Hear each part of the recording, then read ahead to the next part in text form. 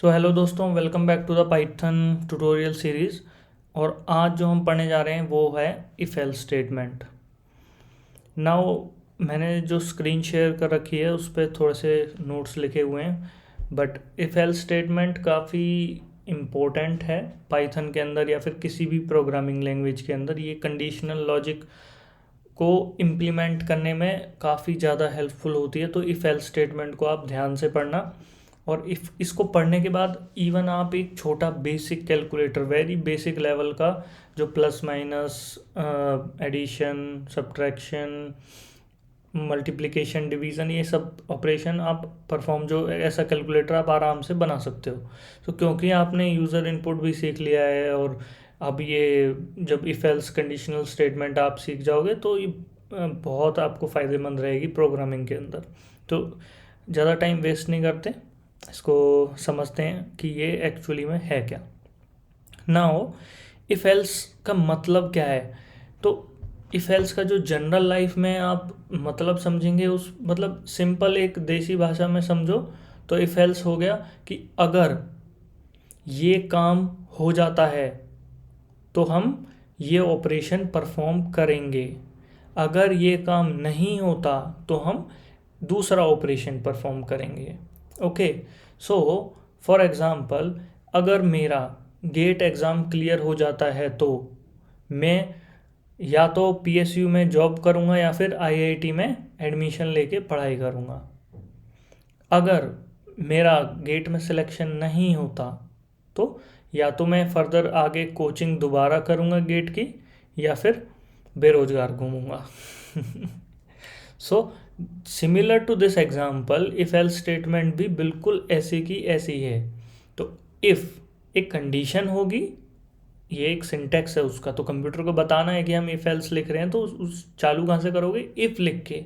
If लिखने के बाद एक कंडीशन दोगे कि अगर ये कंडीशन ट्रू होती है तो, मतलब अगर मेरा गेट का एग्ज़ाम पास हो जाता है तो जो अंदर का कोड है, अंदर का कोड वो एग्जीक्यूट होगा। अंदर का कोड क्या हो सकता है कि या तो मैं पीएसयू में एडमिशन लूँगा, हो सकता है मैं पीएसयू में एडमिशन लूँ, फिर मैं पढ़ाई करूँ, आगे जॉब वॉब करूँ, मतलब कुछ भी हो सकता है। तो बेसिकली अगर कंडीशन ट्रू होती है तो एक certain set of statement, certain code execute होगा, और अगर वो कंडीशन फॉल्स होती है तो वो एल्स के अंदर जाएगा, और जो एल्स के अंदर कोड ब्लॉक है, ये कोड बी जो ब्लॉक है ये एग्जीक्यूट होगा। इसका बस यही मतलब है। नाउ ये condition, how to write conditions in Python, तो ये भी तो पता होना चाहिए आपको।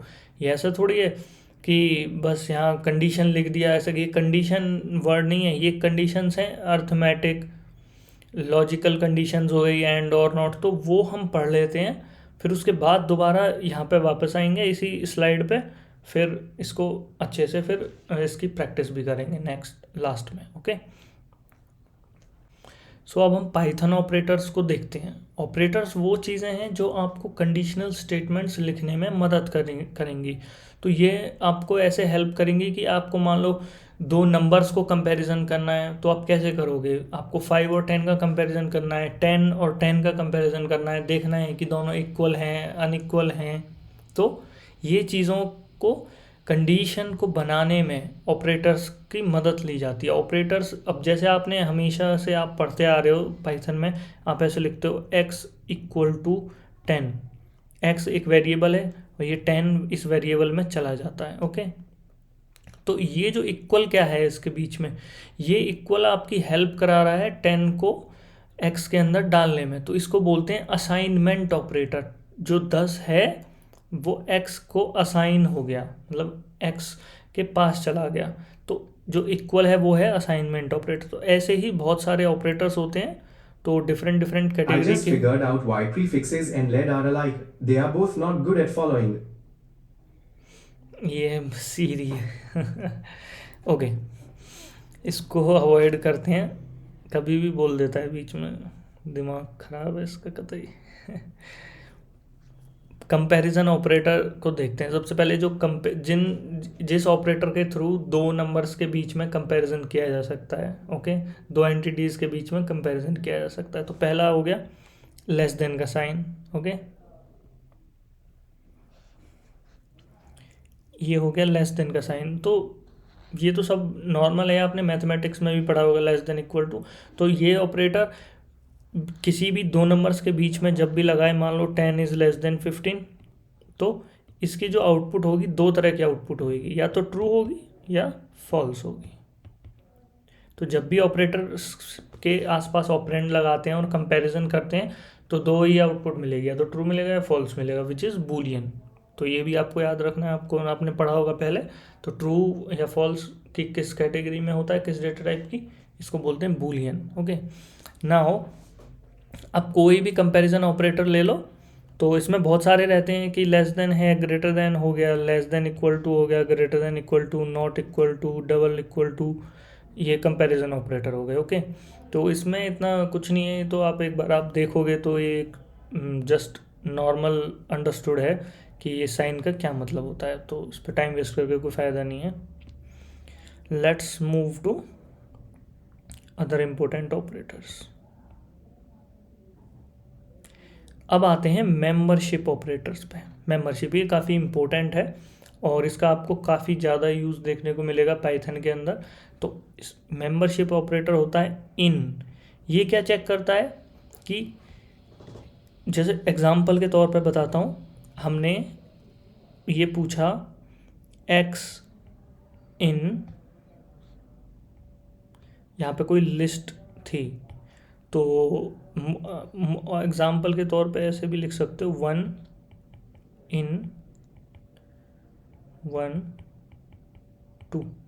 ओके, सो ये चेक करेगा कि जो ये एलिमेंट है, क्या ये इस सीक्वेंस का हिस्सा है या नहीं है। तो इनके बाद जो भी होगा ना, वो सीक्वेंस होना चाहिए। सीक्वेंस आपने पढ़ा है, सीक्वेंस बहुत इंपॉर्टेंट चीज़ है, क्योंकि इससे जो पिछला लेक्चर था हमारा लूप का, उसमें भी जो फॉर लूप चलता था वो एक सीक्वेंस के ऊपर चलता है। तो ऐसे ही जो इन, क्योंकि उसमें भी इन देखा होगा आपने, इन ऑपरेटर का, जो इन ऑपरेटर था वहाँ भी मौजूद था। ओके, तो इन ऑपरेटर जो है वो एक सीक्वेंस के अंदर इस एलिमेंट को, ये है ना, ये वाले एलिमेंट को ढूंढने की कोशिश करता है। सो इन ऑपरेटर का यूज़ करके आप किसी भी एलिमेंट को सीक्वेंस के अंदर फाइंड आउट कर सकते हो। आप चेक कर सकते हो कि वो प्रेजेंट है या नहीं है। तो इसका भी जो आउटपुट क्या होगा, वो या तो ट्रू होगा या फिर फॉल्स होगा। तो ये आपको याद रखना है। तो इनसे जो भी आउटपुट आएगा वो या तो ट्रू होगा या फॉल्स होगा। तो एग्जाम्पल के तौर पे हम जस्ट एक आपसे एक क्वेश्चन जस्ट नॉर्मल पूछ लेता हूँ। मैंने लिखा x इक्वल टू 10। ओके, मेरे पास एक नंबर की लिस्ट थी, इसको मैंने लिखा 1 2 4 10। ओके, अब एक था y equal to 20। Okay, now मैंने पहले जो पहला ऑपरेटर का यूज़ किया, मैंने चेक करना चाहा x इन नम लिस्ट। इसका क्या आउटपुट होगा, सोचिए। क्या है x, क्या 10 इसमें मौजूद है, तो इसका आउटपुट होगा यस, सॉरी यस नहीं, ट्रू। ये आपको याद रखना है, ठीक है, ट्रू या फॉल्स। तो अभी ट्रू। अब नेक्स्ट y इन नम लिस्ट। क्या y नम लिस्ट में प्रेजेंट है, देखिए 20 इसमें प्रेजेंट है, नहीं है, सीधी सी बात है, फॉल्स। ओके, इन ऑपरेटर समझ में आया। ये चेक करता है कि एलिमेंट सीक्वेंस में प्रेजेंट है या नहीं है। Okay, let's move.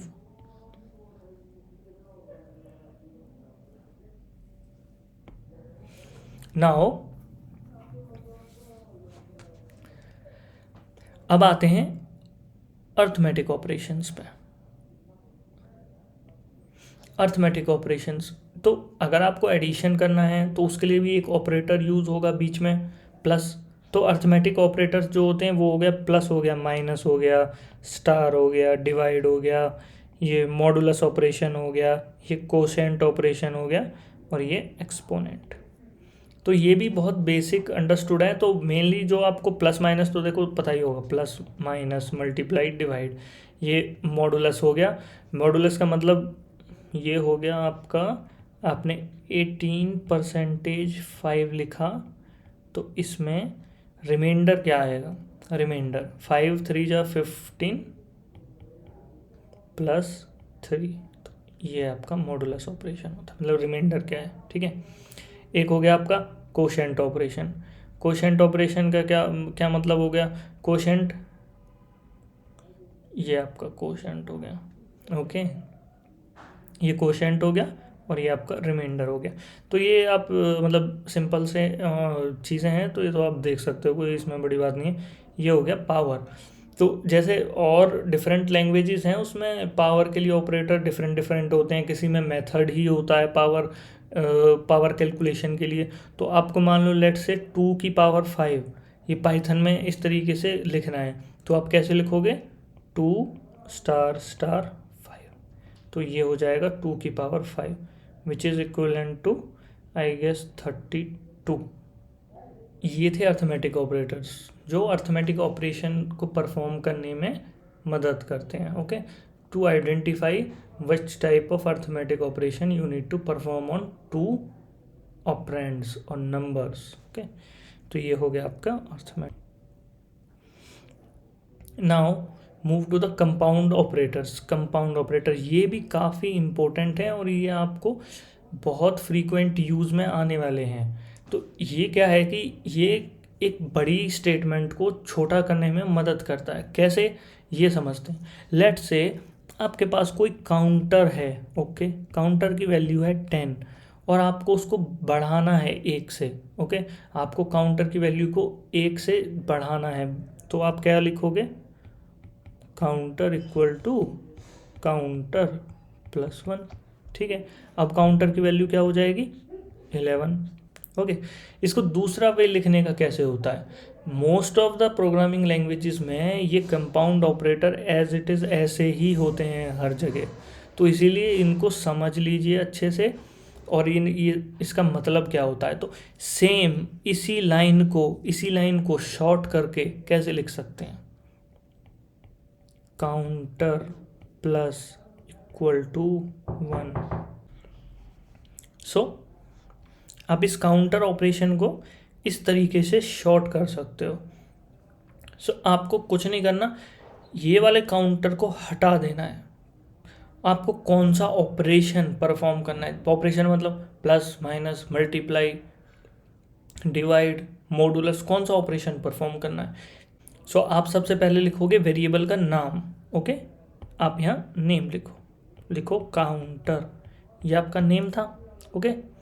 ना हो आप लगाओ कौन सा ऑपरेशन करना है अब आपको इसी पे, क्योंकि इसी में 1 जोड़ना था, मान लो इसमें 5 भी जोड़ना है आपको, मान लो इसमें 10 जोड़ना है या फिर इसके साथ 10 को मल्टीप्लाई करना है, तो कोई ना कोई ऑपरेशन अगर इसी के साथ परफॉर्म करना है, तो इसको यहाँ ऐसे लिखा था हमने, काउंटर इक्वल टू काउंटर +1, ठीक है। तो ऑपरेशन का साथ एडिशन कर रहे, तो यहाँ ऑपरेशन को लगाया। नाउ असाइनमेंट ऑपरेटर, और फिर जो भी इसके साथ जोड़ना था 1 वो लिख दिया, दैट्स इट। तो ये शॉर्ट हो गया। ये बहुत तो सेम चीज़ें करते हैं, बट ये जो नीचे वाला है ना, ये जो कंपाउंड ऑपरेटर का यूज़ करके करते हैं, ये थोड़ा सा कंप्यूटेशनली एफिशिएंट होता है, तो वो चीज़ हम बाद में डिस्कस कर लेंगे डिटेल में। बट अभी के लिए आप इतना समझ लीजिए, जो कंपाउंड ऑपरेटर का यूज़, अगर आपके पास चॉइस है, अगर आप ये इस टाइप की स्टेटमेंट्स बना रहे हो आप अपने कोड में, तो बेटर रहेगा कि आप कंपाउंड ऑपरेटर का यूज़ करके उसको शॉर्टन कर दो, उसको छोटा कर दो। आपका लाइन ऑफ कोड भी बचेगा, आपकी मेहनत भी बचेगी, और आपको थोड़ी सी कंप्यूटेशनली एफिशिएंसी भी अचीव होगी। तो वो चीज़ हम बाद में पढ़ेंगे। नाउ ये कंपाउंड ऑपरेटर थे, आप बाकी ऑपरेटर्स को तो खुद ही समझ लेना, मतलब सेम ऑपरेशन ही परफॉर्म करना है। मेनली हमको समझना था कि वो ऐसी बड़ी जो स्टेटमेंट थी ना, वो छोटी कैसे हो जाती है, ये सब लोग ऐसे क्यों लिख देते हैं, प्लस माइनस या फिर -=1 इस तरीके से, ओके। ये आपको समझ में आ गया होगा। अब आगे चलते हैं, लास्ट जो हमारा इस सेक्शन में आ गया ये हो गया हमारा Boolean operators. Okay, Boolean operator one of the most important है ये भी। जैसे कि ये वाला था ना, और इन और नॉट इन, ऐसे ही ये बूलियन भी ये काफ़ी ज़्यादा इम्पोर्टेंट है। तो बूलियन ऑपरेशन को समझते हैं सबसे पहले। एंड ऑपरेशन क्या होता है? एंड ऑपरेशन को, एंड का मतलब क्या है कि ये भी हो। अब जनरल लाइफ में क्या होता है कि जब एंड जब ही तो लगाएंगे कि bring some food and water. Okay, इसका क्या मतलब हुआ? पानी भी लेके आना है और खाना भी लेके आना है। ऐसा नहीं कि खाना या पानी में से एक ले आओ। अगर किसी ने बोला है कि ब्रिंग फूड एंड वाटर, तो पानी और खाना दोनों ही चाहिए उसको। तो एंड का मतलब होता है दोनों काम होने चाहिए। तो जहाँ पे भी एंड स्टेटमेंट लगी है उसके आसपास जो भी कंडीशन है वो पूरी होनी चाहिए, वो सच होनी चाहिए, तभी जो इसका आउटपुट है वो ट्रू आएगा। तो जो बूलियन ऑपरेटर है, जब बूलियन ऑपरेटर कहीं भी लगा होगा बीच में, तो फाइनल जो रिजल्ट होगा ना उस स्टेटमेंट का पूरी का, जैसे कि मान लो यहाँ एक्स एंड वाई लिखा है, तो इस पूरी स्टेटमेंट का आंसर जो भी आउटपुट होगा वो हमेशा ट्रू या फॉल्स, इन दो में ही हो सकता है। ओके, जस्ट लाइक इन और नॉट इन, इसका भी तो जो आउटपुट था वो या तो ट्रू हो सकता है या फॉल्स हो सकता है। ऐसे ही जो कंपैरिजन ऑपरेटर है उसका भी ट्रू या फॉल्स हो सकता है, इसका भी ट्रू या फॉल्स हो सकता है। ये बहुत ध्यान रखने की बात है। ओके, यहाँ पे नहीं है ऐसा, नहीं यहाँ पे, इसका भी जो है ट्रू या फॉल्स ही आउटपुट आ सकता है। नाउ अब इसके मीनिंग पे फोकस करते हैं। नाउ एंड के जो भी आसपास होगा, जो भी कंडीशन एंड के साइड में लगी होंगी वो ट्रू होनी चाहिए, तभी आउटपुट आएगा ट्रू।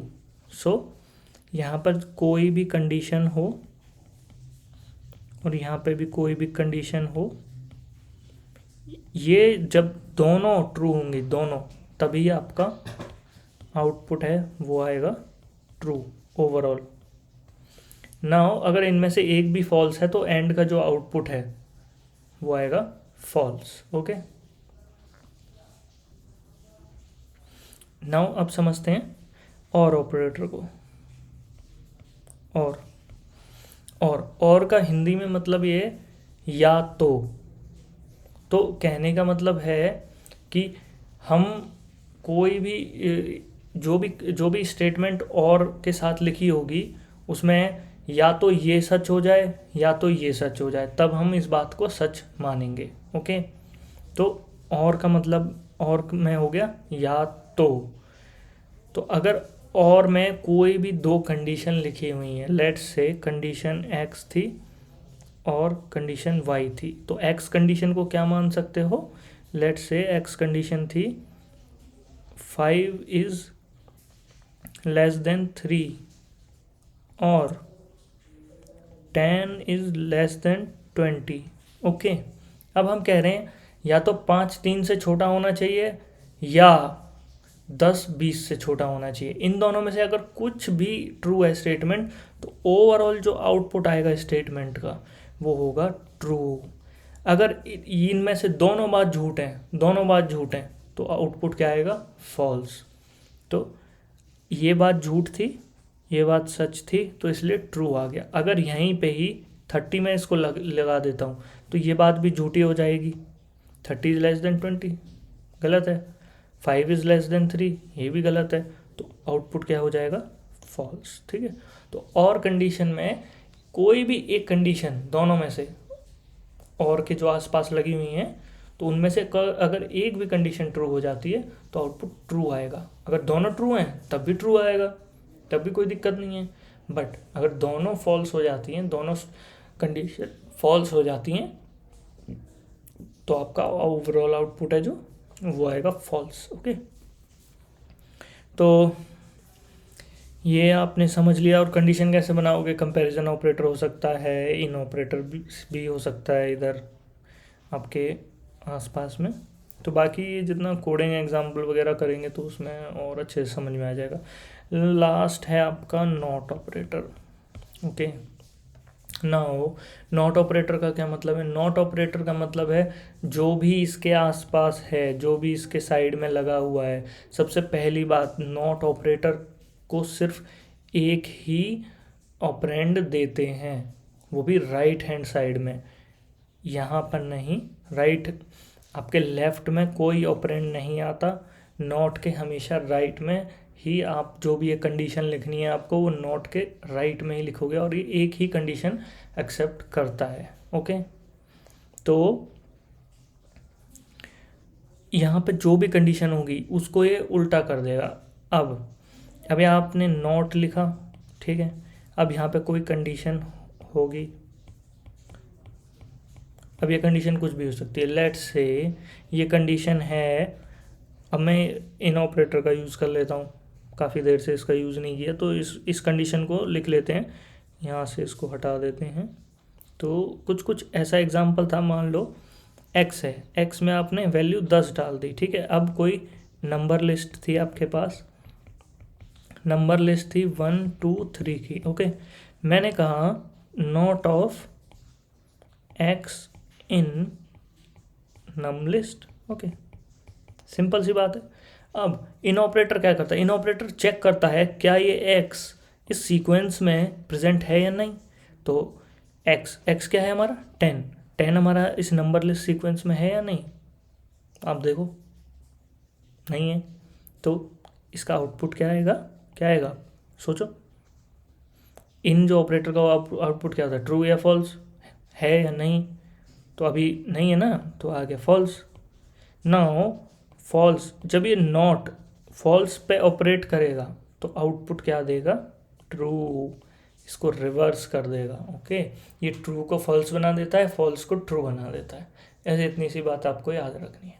ओके, प्रॉब्लम को स्टेप बाय स्टेप डिकोड करते हैं। तो अगर कभी इस टाइप की कोई प्रॉब्लम आती है तो आप उसको देख के घबराना नहीं, पहले इसको सॉल्व करो।